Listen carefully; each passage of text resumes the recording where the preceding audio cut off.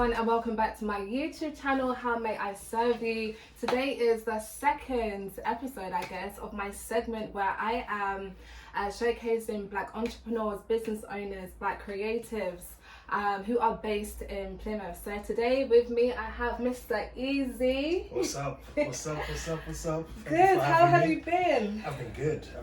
Been blessed. Yeah. Thank you very much. How you doing? I'm doing good. Yeah? I'm actually very, very hungry, to be honest. So before we start, before we get into this, do you mind if we just tuck into the food? Let's do it. Yeah? We've got loads of food here. Yes, we do. Do So as usual, this food is sponsored by Absolute Dellish Plymouth.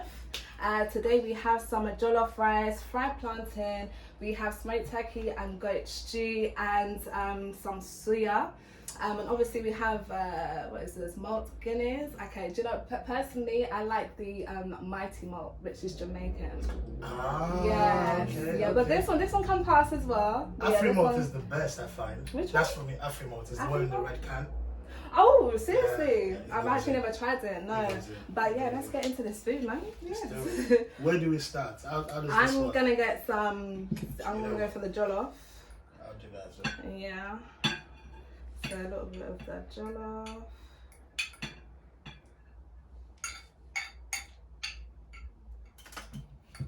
A couple of pieces of the soya.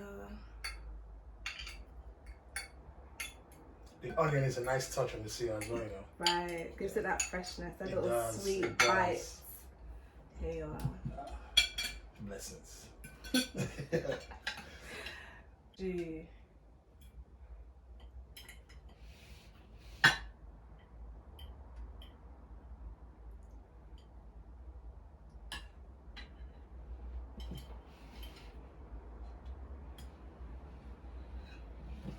What the hell is going on? Put that over there.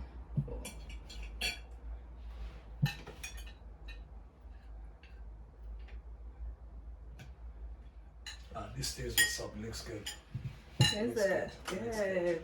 And If now my it's good favourite enough, okay. If you really do approve of it, I'm gonna add this to the Absolute Delish Yeah. menu. Ah, Okay. cool. So I'm testing it, yeah? yeah, basically. Cool, that's So yeah, Amazing. it's all down to you.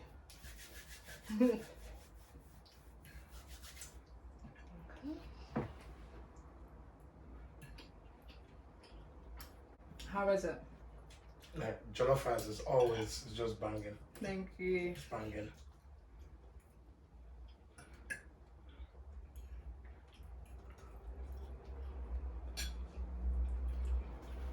Cheers, very nice as well. Thank you. I use a different technique to cook it this time. I use my Josh Foreman grill. Normally I use my griddle, Ah, yeah. but yeah, Josh Foreman grill is so much quicker.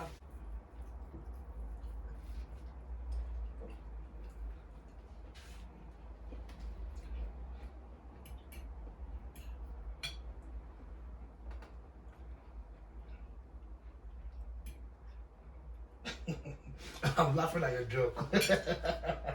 Okay, so guys, off camera, I told a really good joke, okay, but you know. Was it good? Was it good?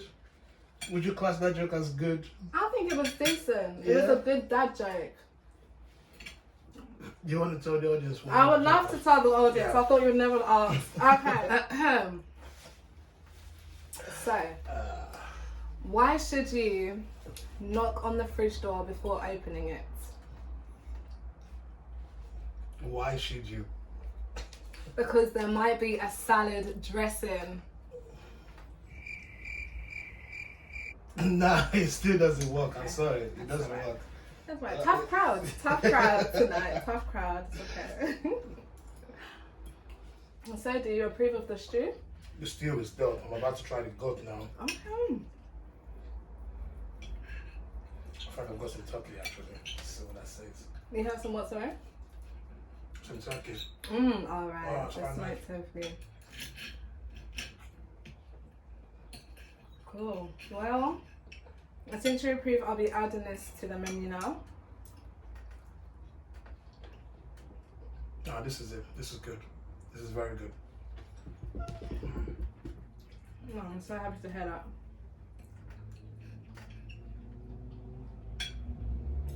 Okay, time to ask some questions now. So, Eazi, where are you from originally? I'm from Nigeria. Okay. I'm from Lagos, Nigeria, West Africa. We're Lagos, Yeah. Nigeria. Yeah, I am yet to go there. I'm still yet to go there. It's flipping amazing. Mhm. Like it's beautiful. Like the weather is nice. It's always hot. Mhm. The food is amazing. I can imagine. There's so much vibes. I can imagine. It's got its bad bits as well. Like it's got issues as well. But Like everywhere. vibes is just amazing. I went there like just before lockdown. Seriously? Not last year, the year before. Like I spent Christmas there. Oh my gosh, what was that like? I didn't want to come back. I can imagine. I feel like, I don't know, maybe I'm being biased, but I feel like Christmas in any other country but England It is just bangs. vibes. It just right. bangs. I can imagine. Literally, like the vibes was amazing. Mhm. Food, everybody wanted to party, but like it was good partying. Like Yeah. you just want to enjoy yourself. Yeah. It was nice. I didn't want to come back. I went to the beach. Mhm. There was parties on the beach. It was crazy. Like even people you don't know, you just come together. Yeah. You have fun. You're partying. The weather is nice as well. Mhm. I slept really well. Factory setting. I felt like I had that when I went back. Like, Seriously. literally, weather, I literally slept like a baby. Okay. It was nice. It was nice. No, that's always a good touch, you know. Like sleep is really important. Sleep is definitely important. So, when did you move from Nigeria to England? Probably like 12 years ago. Yeah, it's been a long time now, you know. Right. Yeah, probably like 12 years ago. Moved down here. Came here to study. Right. Like do my university. Yeah, so like see what's happening, isn't it? I So what the see. UK is all about. Came through. Cool. What did you study at university? Computer science. Computer science. Okay, cool. So, how long have you been in Plymouth for? I've been in Plymouth like 6-7 years. Yeah, 6-7. It's been a long time. 6-7 years. Okay, so where was you when you moved from Nigeria? Like before moving to Plymouth, where was you? I was in London. We lived in What London, part? like Dagenham. Oh, East London. Yes. What's that about? I'm from South, innit? So I spend most of my time in South London though. we're in South London. Brixton. Okay, I allow you. Okay. Yeah, I I'm from spent pretty Croydon. much. Croydon. I spent later parts of my years in London in Croydon. I lived in Croydon for a bit. Yeah. Where in Croydon? I lived with my friend West Croydon. It's quite nice. Croydon is a different vibe though. Croydon is a different vibe. Dagenham was a different vibe because you've got Romford. You've got Essex, so like you're London but you're not London, so like you get that mix.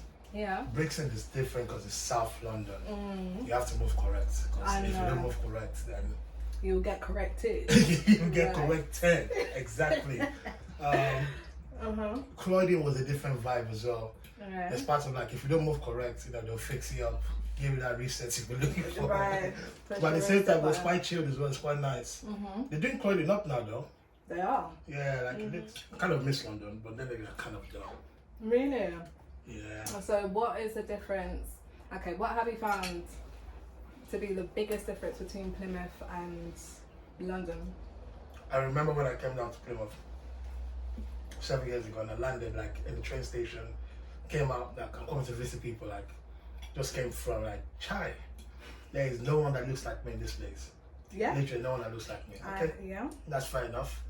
Walking down, everyone is smiling, they're saying hello, Hello. they're hi. I'm like, what's this weirdness? Why are these people so happy? You know? Right. Well, you kind of get used to it. Like in London, like no one is smiling.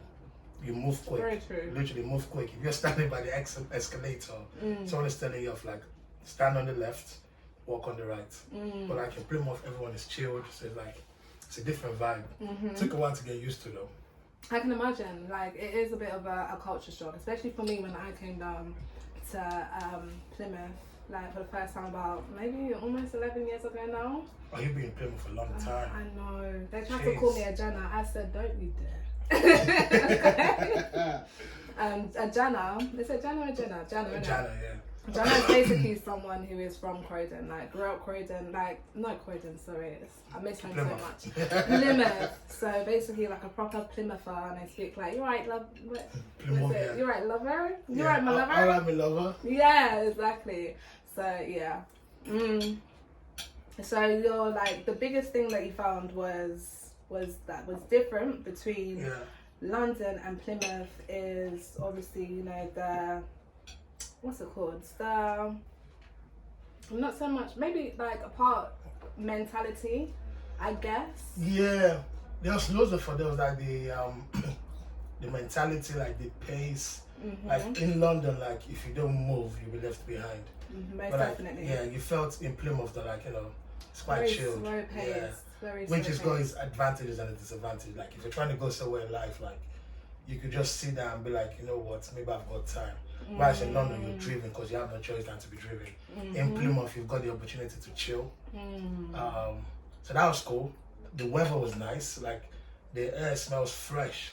Yeah. None of that stupid, like, pollution. oh my god, like fumes from a car. I know what you mean. it's crazy. I'm like, Yeah. this is proper, like, fresh air. Like, you know, you don't have that in London. Like, you're close to like beaches around here as well. Again, you don't have that in London really. People here are happier, they're nicer. Right. They won't actually speak to you. Exactly. You don't have that in London as well. No. But then there's this disadvantages as well. Like, you know, I remember when I first came and I stayed a week, and I'm like, you know what? It's 10 o'clock, I've not eaten, I'll step out. And I stepped out, and everybody shut. I'm like, what's going on? I know. I stepped, everybody shut. We went clubbing. I left my house like 3:30, like, cool. In the morning, this is the time I'll go clubbing. Right. Club's about to shut. I'm like, what is this? What is this? What's going on? Wait, you left your house at 3:30? In London, that's it. If you get to clubs before 2, you're just king. Okay. You don't do that. Like, especially in Dagen, I'm like, what are you doing at 2 o'clock? Yeah. You should be at home, you know, pre-drinking with your friends. Yeah. To like 2, have to book your cab. Yeah. Get to the club for free. Obviously, I tried to do that in Plymouth. No. Later on, This they're is like, yeah, we're about to part shut of in the like vibe. 40 minutes. I'm like, oh, Yeah, okay. I can imagine. That's the vibe. Okay, cool. Most definitely. Yeah. So. Man, that's everything you're saying. I can definitely relate. That's exactly how I found Plymouth as well. First time I came down here, but I think what kind of won me over was seeing the Ho, because we don't have nothing like that in London, and I know that the Ho is literally like not even the best site that they have down these parts in Devon. Do you know what I mean? The Ho is just the beginning, literally, because there's so many beautiful beaches down here, greenery, just like all these beautiful water bodies to look at that we don't have in London. Exactly, and like it's water body that is not polluted as well. Like, the closest water body we have is like by London Bridge, and that water stinks. That's No, it's not the River Thames. Yeah, it's not nice at all. Man. You know, it looks good, like, oh yeah, there's water in London, yeah, but it's not nice water. It's just nasty water. But hey, that's all we've got in London. That's what we have. You got everything. You've got like green. You've got the malls as well. Yeah, The one that was excited, like, look at all this space, all this nature, just and they have wild chilling. horses. Yeah, just horses, just doing wild bits. horses. You know. Yeah, it's crazy. Plymouth is dope. Yeah, it's amazing. You get used to it. Exactly. So, let's move on to your music. Okay. So now, what would you class yourself as, like a producer or an artist, or like how would you tell us a bit more about your music, basically? I'll class myself as myself as an artist and a producer, and I started making music as a producer. So like at first when I started going to this music stuff like years ago, it was like I love music. I grew up with music. Like I grew up in Nigeria. One of my favorite moments is actually spending time with my dad on his car, listening to music. Oh my god. My dad loves music. High five. Dude, like this guy. Girl, that was this guy. mine too. This guy literally he had this Nissan, and like he changed the sound system in the car, put a subwoofer in it. No, You could tell when my dad is coming. He He didn't play. He didn't play around. You could tell when it's coming. So I love music. I grew up around music. What kind of music did you used to listen to with that? Everything, like hip hop, old school Afrobeat, some jazz, some R&B. It was crazy. Like literally everything was there. Some reggae. Literally, you just pop the music in and everything just coming, like just vibing. You're driving down the motorway. It's probably like 80, 90. The wind is coming in and you just got good music. Wow. That's my favorite memories. Mine too. My dad, he's proper old school, so we used to listen to like Fat Dominoes. I'm sure you probably don't know who that is. No, I don't. No, it's I like don't. you know, all those like back in the day jazz players. Ah, okay. Yeah, so Fat Dominoes, Ella, Etta James. Sorry. Etta James, she Etta was James, dope. She was dope. Yes. She's an OG. Yeah, definitely. And another one. I literally saw his. I can see his face. The one that sings. No, I ain't about to do that to myself. Do it. Let's. I actually forgot his name. But okay, turn on the lights. Dun, dun, dun, and light a candle. I don't know. Okay, then we'll get back to that. Don't worry. Yeah, so no, I know what you mean about being influenced by music from like, you know, early stages in your life, by those car rides home with your dad and the back seat or the front seat. Literally. And just, hearing him just like Just play those old school music. when music really, really meant something. I'm like, when music was, let's say, original. Do you know what I mean? Yeah, it was raw. Right. Yeah, it was raw. Exactly. Yeah. There was an agenda with music. Like, people use music to say what it meant. Mm-hmm. I remember every Sunday, me and my dad would be washing his car. Right. Literally, all the doors are open, music blasting through. And we used to listen to this guy, fella, I know about him. Like, literally, that's the godfather of like Afrobeat. That's someone that used his voice to make good music, but to fight for change as well. Right. Like, music is not really the same anymore. It's quite hard. Right. Because back then, like, music kind of like, it was a voice. Yeah. You know, like, for you to be making music, you had a shrine, like, it would go together, like, there's just people gather together, talking about music, they party, they chilling. Like, music meant something, like, it's culture. You don't really see that much anymore. But you see it in a different way. I guess times has changed, isn't it? But yeah, that's how I got into music. Music was like literally spend time with my dad, you know, listen to music. So I got into music. I don't know what you mean by. Siri, this is not the time, man. This is not the time. Let's just mute you, my guy. Let's mute you. Cool. Okay. Yeah. So yeah, that's how I got into music. I started producing. Yeah. Because I wanted to understand, like, you know, all this amazing song how do people put together. I'm a big fan of Biggie. Like, I love Biggie. Like, literally, Biggie is just my guy. Biggie was just amazing. The way he uses words, his producers. So I was listening to music. I listened to his music. I'm like, cool. How did they put this together? How did they do this? And that's where it started for me. Started producing, doing remix. Did them on YouTube and stuff, which was quite cool. And the people started saying, oh, could you make this or could you do this? I'm like, okay, cool. I'll do that as well. I started doing that. People So was you liking self-taught? I was self-taught. Like, literally, YouTube, messing around, try and error, failing miserably, but like starting again, you know. That's how it goes. And I started making, my producer started getting better. More people want to start using them. Like, okay, cool. Then I started doing a few stuff for some guys in America, producing for them. I'll do this. I'm happy to do that. Okay. Getting paid for that. I remember when I first get paid for, I'm like, Jesus, someone is paying me for my song. This is bad. Yeah. And they started doing that like in the UK as well with my friends.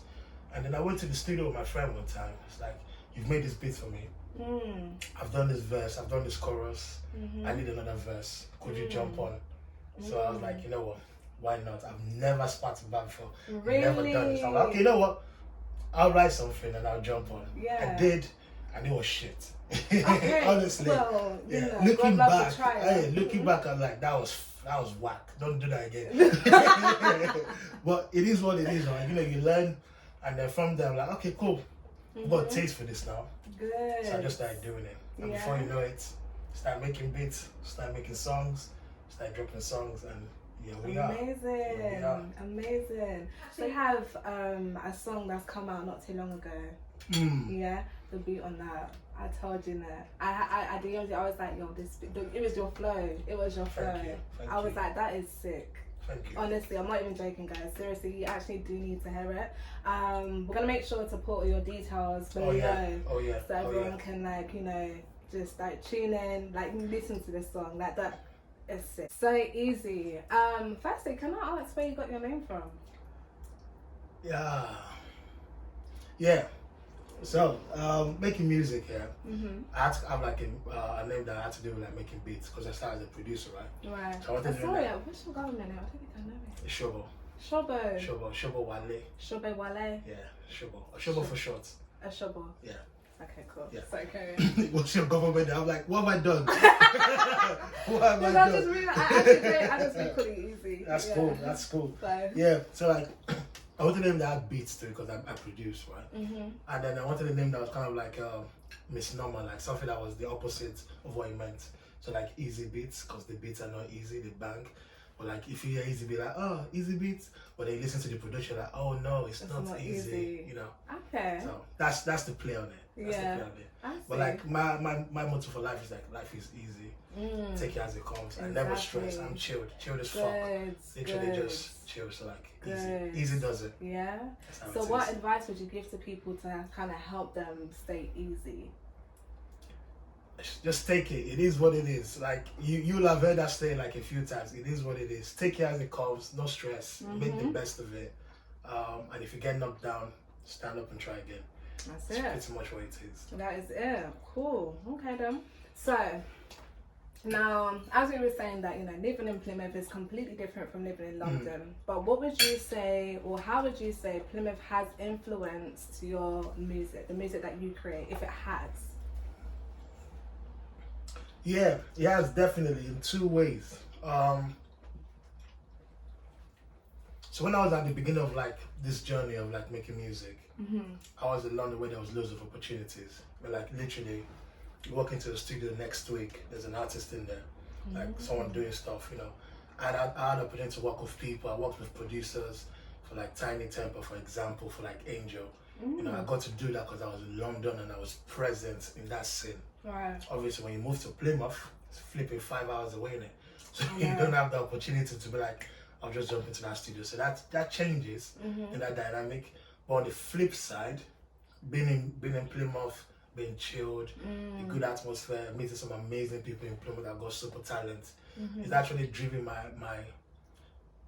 like engagement with music. Right. Like there's been like so much events I've done in Plymouth that people are like, you know what, let's get you on. That it might be different in London, but like people are like, you know, let's just get on, jump on. I'm like, oh, okay, that's cool, that's dope. Get to experience life differently. The environment as well is quite chilled. And like, cause the kind of music I make, you know, Afrobeats, hip hop, rap, it's kind of like growing in Plymouth.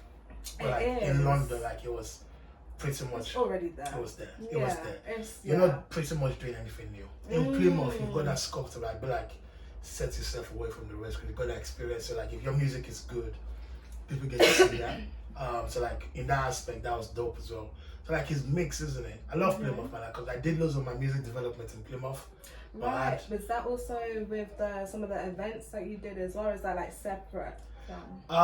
So some of the events I did, like, do you mean like the ones I did personally or the ones I got to perform to? Oh, okay, both. Both, yeah. Yeah. The ones I did, I got so loads of events I got to perform came from Plymouth or came from me living in Plymouth.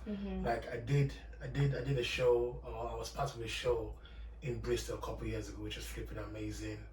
I've done some shows in Plymouth and clubs as well, which is amazing. Whereas in London, I think I did one or two shows in London, and they were hard. Really, I was even gonna ask. Do you think it's a lot harder to get like your foot in through the door in London than in Plymouth? There's more opportunity in London, but like it's more stringent as well. Like nothing is easy there. Right. So because like, it's a lot of competition. Oh, the competition is mad. This is what I mean about the drive. Like you get driven. So it's like you turn up or you shut up, literally. That's so like really if your music is shit, it's shit. They will tell you. Yeah. But you're not getting 20 seconds. You're singing or you're rapping. If your music is shit, DJ is just pressing mute. Fam, off the stage. Wow. Like, literally savage. No time. Because there's 10 more brothers that have got better stuff than you do. Yeah. So like you get to stand away from the crowd. So when you come with that mentality of like be driven in London, when you come to Plymouth, you have that same mentality. You're miles ahead because you're like everybody else kind of chilled. Like you're like no, I just need to push myself. But you could find yourself losing that because if you leave it like 6-7 years, you start to become chill, you start to become calm. You know, you start to be so like maybe like even like unmotivated as well, complacent, maybe comfortable. I know what you mean. So then you're not really like allowing yourself to grow as an artist or, you know, or whatever it is, or whatever field you're in, because that is the downside that you're talking about. That is the downside One of the downsides of you know, Plymouth being like an easy, slow-paced, chilled city. Another thing that I wanted to ask you, what would you say has been like the highlight of your career so far? I'm sure there's so much more to come, but so far, what would you like say is, well, that moment right there, I felt like I had achieved a goal that was even bigger than I could ever imagine? Bristol 2 years ago. So there's an Afrobeat festival in Bristol. Okay. They do every year.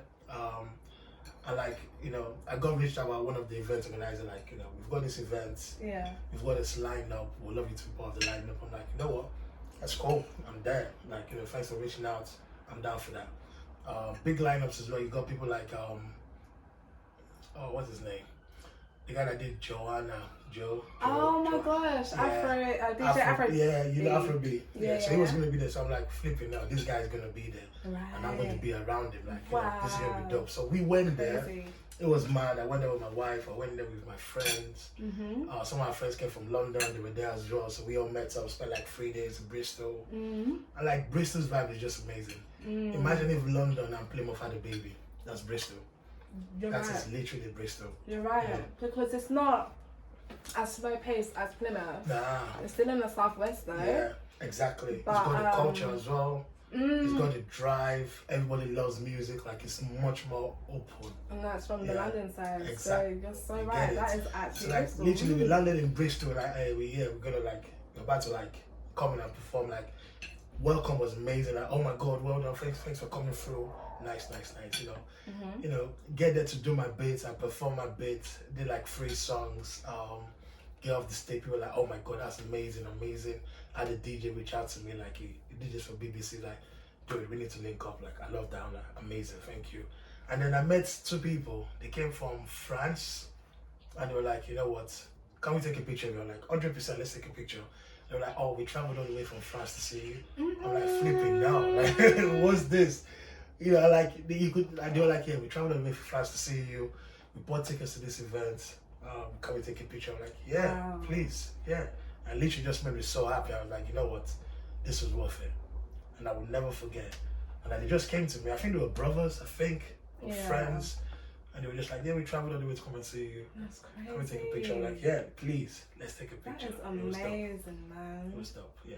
So you definitely say that was like one Yeah, of your 100%. Yeah.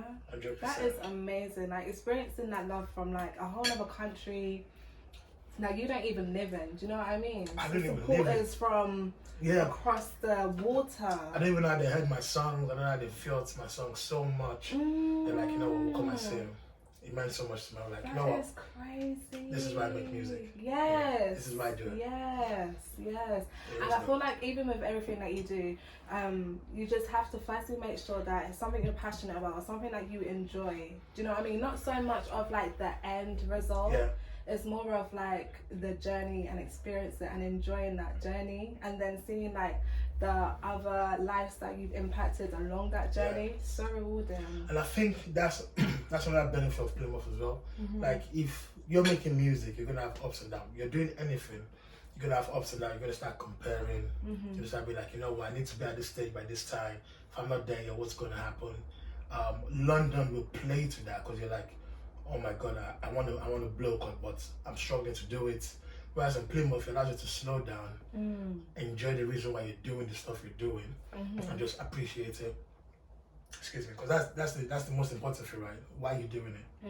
It doesn't matter about the end goal. The end goal is just a plus, Right. but the why behind it is why you're gonna keep doing it. It's why Jay-Z is almost 50, still making music. It's not because of the money, because if it was the money, would have stopped ages ago. It's not about the money, he loves the music. Yes. DJ Khaled loves the music, you know. It can be annoying, like people say the guy is annoying. I love him. I like his positivity, smart. man. Yeah. He's just Always so positive. Yeah, I love always. that. And he I love does it that. for the music. He doesn't do it for Right. anything else. Lil Wayne is almost in his 40s, still the same thing. Those people are driven, not because of the wealth or the end goal. They love making music. Yeah. And if you look at everybody that is successful in like stuff they do, like when I say success, I don't mean like, you know, money or wealth. Like they've achieved the What pinnacle that own of what- personal exactly. wealth. Yeah. You see that they do it because they love what they do. Exactly. 100%. Firstly, exactly. Yeah. Good man, good. We're going to get into the nitty gritty stuff. Oh. Okay. So from black woman to black man, right? Yeah, that kind of stuff. Now, are you ready? Let's do it. Let's do it. Okay then. So, for me, obviously, you already know. From living here for about what, 12 years? No, how long did you say? 7 years. So you already know that there isn't much people of our colour in Plymouth. Over the years, of course, a lot more people a lot more black people have moved in and stuff like that. Yeah. But for me, I moved here about almost 11 years ago, and there wasn't as much black people as there are now. And I'd never ever experienced racism until I moved to Plymouth. Being from London, where it's multicultural. Yeah. I was never looked at as the black person. But for yourself, what has been your experience as a black man and living in a predominantly white area such as Plymouth? There's been a lot. Plymouth is a nice place. 99.9% of the people here are nice. Right. It's undisputed. Mm-hmm. But then you still get some situation where you're like, what the fuck? Right. What's going on? How do we get to this situation? Mm-hmm. In London, as you said, you rarely get racism. I'm not saying it doesn't exist. Right. It's not obvious because there's loads of people that look like you're around here. Exactly. You go into Brixton and you feel like you're in Jamaica or you're in Nigeria. Mm-hmm. You go into West Ham, you feel like you're in a different part of the world. You go into Croydon, again you feel like a different vibe. You go into different places you've got these cultures of people that they're predominantly in there, they're not the minority. So even though we use term like minority, they're not the minority. So you never feel out of place. You come into Plymouth, come into the southwest, already out of place. I know.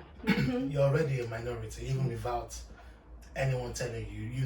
Right. You come into the station, you come out, you look around yep, I'm in one of those places. Yeah. The people are very, very nice, but there's some people that will just use your color as a weapon. And it's down, I don't know. I'm a very positive intent kind of person. Education is probably needed because sometimes some people might not be, they don't understand what they're saying. Yeah. But I'm that to an extent. Sometimes some people use that as an excuse. I've had experiences where someone said, this person is on benefit, by the way.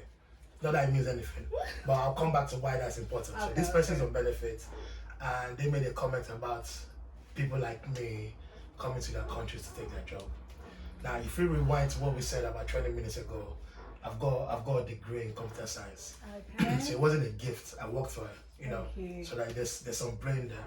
Okay. And then the work I'm doing is related to that brain. Right. And then this individual, they dropped out of school, very, very choosy of the work they would do, happy to get benefits. Don't want to work any hard work, but they feel like I've taken that job. Right. So when the person said that to me, I was like, how did I take your job? Right. What is your qualification for this job? Okay. Do you know what I did to get this job? Do you know what I had to fight to get this job? So let's not say that. Exactly. But that's just one of many. Yes, you're right. And it's really, really hard to be black in a place like this because no matter how positive you are, let's say you're walking down, you're at the bus stop, for example, you stop the bus and the driver doesn't stop.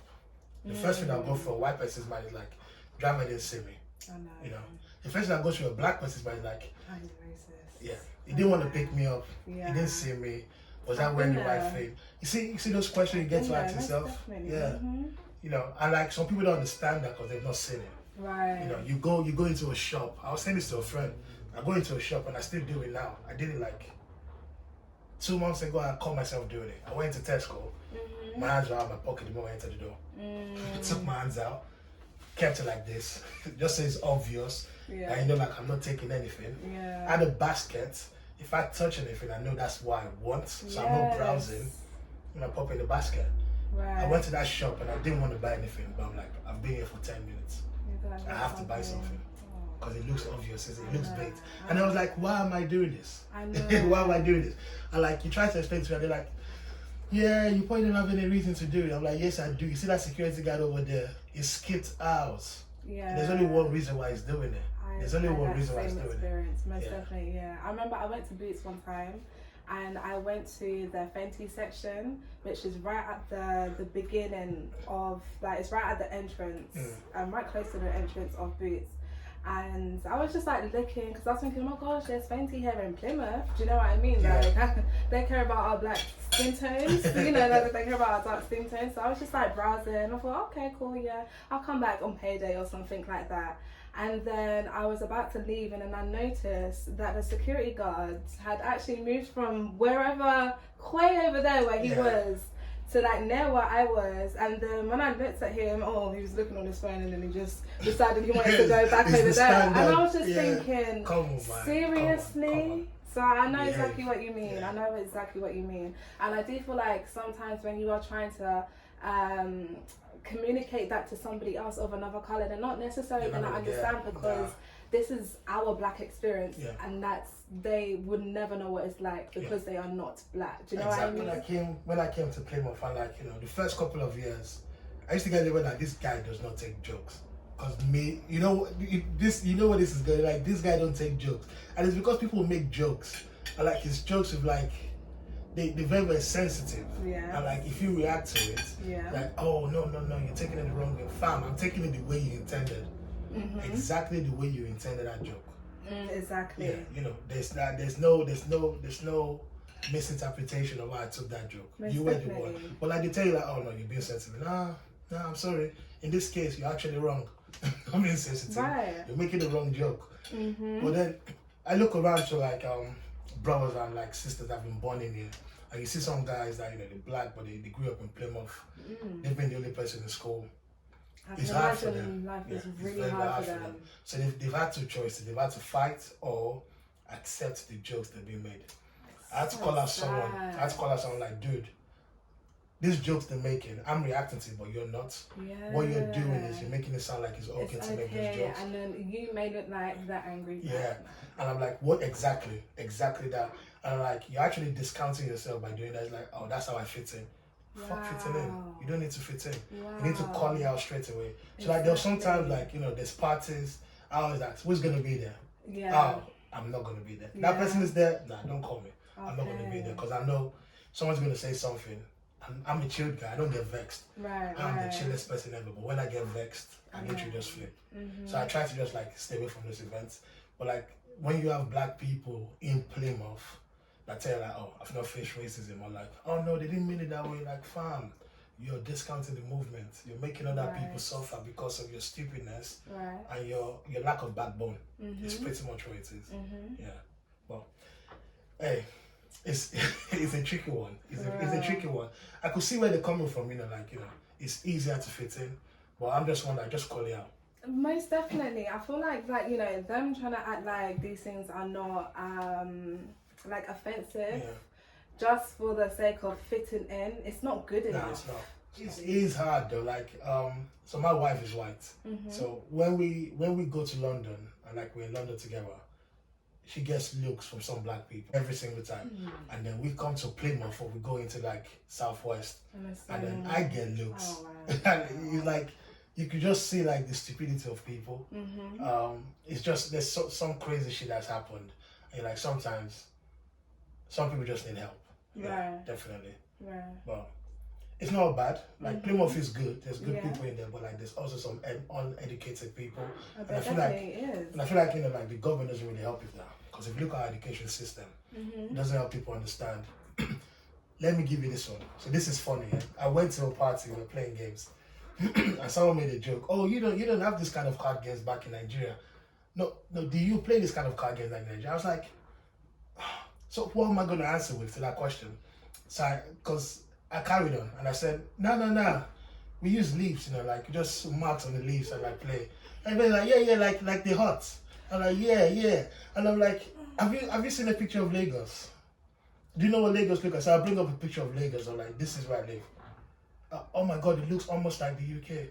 Oh, there's tall buildings. Oh, there's lights. Oh yes, there's fucking lights. But because you go on TV and you see like all this help aid and Save Africa, like donate £5 to charity, and you see a kid that's not drank water, people just start building a picture of like every African has to be like that. You know, the moment I say I'm from Nigeria, I'm from Africa, I know where you're from. I expect to have like mud huts, have a flipping spear, have a shield. Like, no, that's not what it is. That is literally not what it is. So I feel like some education needs to be done, definitely. Like, people need to understand even though people are different, like we're all the same. Most definitely. Yeah. But yeah. Cool. So Eazi, obviously what we have just been speaking about has been very deep, and we've been sharing our individual experiences as Black people who live in a predominantly white area. Yeah. Now for yourself, what action, if any, do you think that you have taken to help improve Black people's experiences in Plymouth? We did a march last year. I say we. There was a march that was organized last year. After like George Floyd and like and I think there's a group of people that put it together. And I like, you know what, I'll turn up. You know, we'll be there to support. And what was quite nice to see my friends there, you know. Like those were my white friends, they were all there to support. Like it was crazy. Because when I went there, I was like, you know what? It's gonna be black faces, there's gonna be police, I need to be careful. I even spoke to my mom, like, this is where I'm going. She was like, don't do it. I'm like, come on, I need to do it. She's like, don't do it, there's gonna be police. And I'm like, yeah, they will. We just have to be safe. And like, when there, like, there's loads of white people there. Everyone is supporting. There's cars driving, like using their arms, like raising their face. I'm like, this is amazing. Yeah. So this is what the amazing people in Plymouth using it. Like, it's freaking beautiful. I remember the feeling that I felt. Exactly. Like, he inspired me. Like, even I was gassed to go there, but saying that just made me even feel even more like happy that I went there. And then, you know, we talked, and like, you know, there's loads of speeches, loads of walking around, and I just gave a speech about, you know, what it looks like, because sometimes I think when we talk about like racial injustice, we talk about what's always happened. And there's benefit in that, definitely. But we need to talk about that. We've learned what we need to do next. So I just gave a speech about, you know, like, you know, we're here now. We've done all this gathering. What's next? Like, how do we move forward? Like, what does that mean? What does justice reform actually mean? You know, how do we get people educated? You know, how do we make sure like we actually using our voice to vote for the right people to represent us? I will make sure like we're supporting the right causes as well. So I gave a speech on that. And like, it was cool. Like, you know, you wake up the next day, you're feeling pumped. Then you see people online like, oh, they were protesting because of COVID, like in COVID, spreading COVID, blah blah blah blah blah blah. You know, you're just trying to think like, I need you to understand. Like, people went out to like we're safe. It was very, very safe. But at the same time, people chose to go out to make a stand, to make a point. Like, surely you think that's important. Most definitely. Definitely. And like, what I've been trying to do now is like, normally, when someone says something silly, sometimes I might react and be like, you know what, that's it. I don't want to speak to you for a minute. Just chill. Now what I do is I take that time. I see it as an opportunity to like teach them something. So we had a party last year. And some guy comes to my party, like, he was drunk. Everybody was getting rowdy. It was a lovely party, lively, chill, nice. And then he makes a comment about a lady next to me. And I'm like, he said something about, I think about our boyish looks. Something about like, oh, he kept making jokes about our boyish looks. And then he said something about the way she was dressed, like, oh, you beat me up, won't you? And I'm like, so I started that like, dude, let's have a chat. So there's some stuff you don't say, and this is one of them. And I was trying to say, like, I'm like, dude, this is time for education, so shut up and listen. And I spent like 5 minutes just giving him the download. And after that, we're done. I just moved on from it. And I felt like I've given him something for him to think about. The normal would be like, you know, dude, get out of my house. You know, I'm not down for that topic. Come outside. You know, but like, you know what, this is the time to like try and educate someone. So I try and do that now. Like, you know, if you've got a different perspective, say that again. Let's talk. Think about what you've said. Does that make sense? If that was your sister, would you like someone to say it to your sister? That was your brother. That was your mom. Think about it. Then try and say it again. Oh, you won't say it again. Oh, because you know it's bad. Oh, nice. You've learned something. You've made progress. So that's what I've been trying to do. But like, Plymouth is amazing. You see people that are nice, but then again, you see some stuff you're like, you know what? It's one of those days. I saw that you hear some comments like people using the term colored, for example. Do you know I hate that? It does grind my gears a little bit, but I hear it so much. It's not like I've become immune to it. It's still one of my pet peeves that I hear from, you know, non-black people, white people, like the way that they like refer to us as coloured. I don't like that because, I mean, just say black. Do you know what I mean? I love. You know what? Do you know what I love that makes me laugh? And sometimes I make it go on longer than it should. You know, when someone is trying to describe a person of color, like a black person, and they struggle. So I love, you know, normally like I'll try and help, but in those cases I just leave it, and you just feeling like, it's you see the toe one, the not so big, that if you count 3 times to the left, that No, not that one. The other one. Just say black, fam. I know. Just say black. I The know. black guy I over know. there. This is where like the terms have always changed. Because back, and I was speaking to a guy that was like 50s. Back in his day, which is where some people come from, like back in this generation, the term colored was okay. Black was offensive. Seriously? Yeah. And this is 20 years ago. Black, like 20, 30 years ago, black was offensive. Wow. Colored was okay. So they got taught to say colored. Okay. So now they struggle to say black because back in that day, black was offensive. Yeah. Like, fam, I call you white, so right. You can call me black. Exactly. Well, you can't call me colored because you're Don't basically call me saying, colored. yeah, let's not do that. No. Let me not even break down the physics for you. Let's not just do that. I was actually thinking about that. Yeah. Let me not break down We the physics won't do that. No, we won't. So now, I want to ask you, okay, with all the amazing things that you have achieved already, with your positive outlook on life, what mark would you like to leave on the world?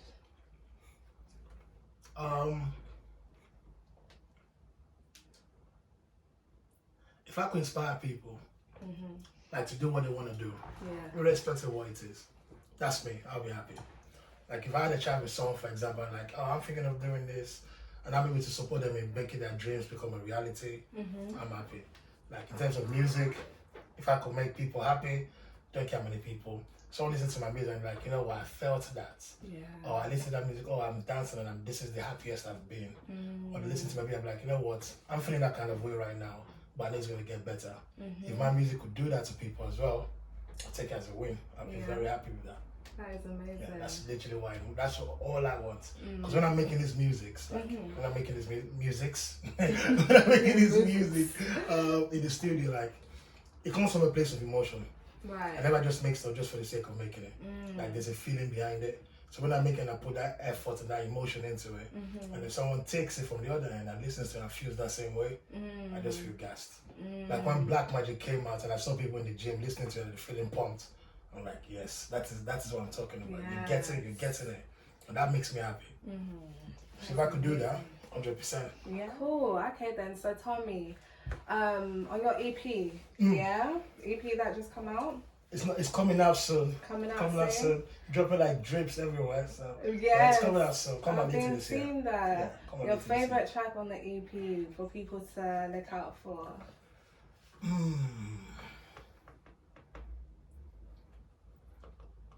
So I've got two favorite tracks. Okay. The first one is Black Magic because that song is so raw. Yeah. And uncut, like literally. Is that the one that I liked? When I say the flavor, can you please give us a little song? Yeah, oh yeah. Yeah, 100%, okay, let's 100%. go. Do you want me to drop a beat? Amazing. You drop it. Yeah. Okay. Are you gonna drop it right now? I'll do this song. You do acapella.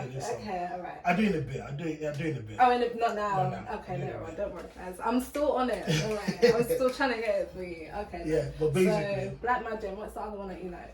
The other one is not out yet. Don't fully have a name for it. Kind of calling it Rest right now. Okay. Yeah. Cool. And it's not out yet. Yeah. And like it's just a vibe. Literally, it's just the beats, the vocals. It's just nice. Okay. Then when you listen to it like in the summer in the club, you're like, yeah, this is what I'm talking about. So watch this space. That'll probably drop soon. Amazing. That'll probably drop soon. Okay, cool.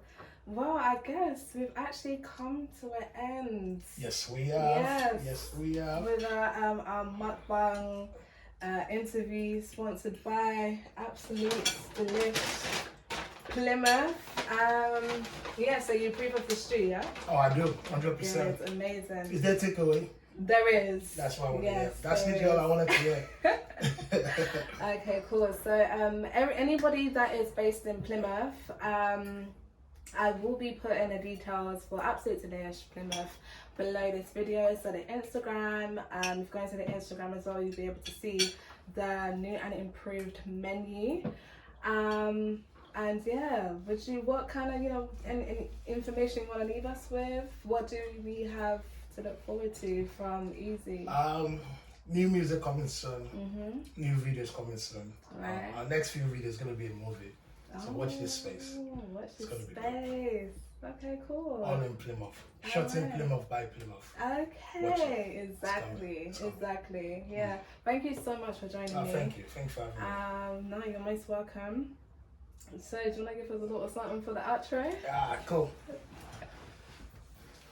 Put me on the beat and it's a banger. Oh. Only bad chicks up in my corner. I could never lose, I know be one now. Pretty way they feel us like we born now. Confidence, you gotta feel it again. We just in the yard, then we kissing again. I got Biggie playing on the sono. Until I get back, play her back off on the sofa. Sorry, PG, but... Okay, PG. Okay then. Well, thank you. That is it from us. Yeah, that is it from us. Thank you for tuning in again. You have been served. No, that's not what I normally say. I say, oh my God. Because it's called How May I Serve You, right? So it's, you have been served with, some more talents from a amazing creative, Mr. Eazi. Based in Plymouth. Yes. And that's it. And that's it. It's We out.